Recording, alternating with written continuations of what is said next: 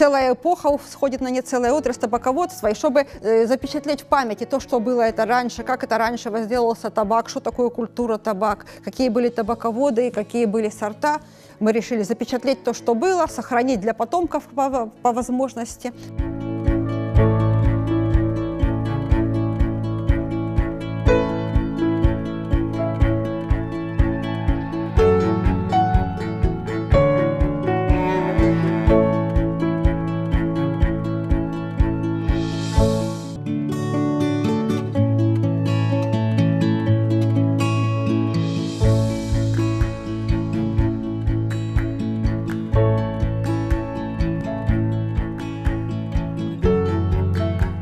Вот это вот и игла для нанизывания табака, специальная игла. То есть табак, особенно это самый качественный табак, лучшие сорта табака, нанижется строго вручную.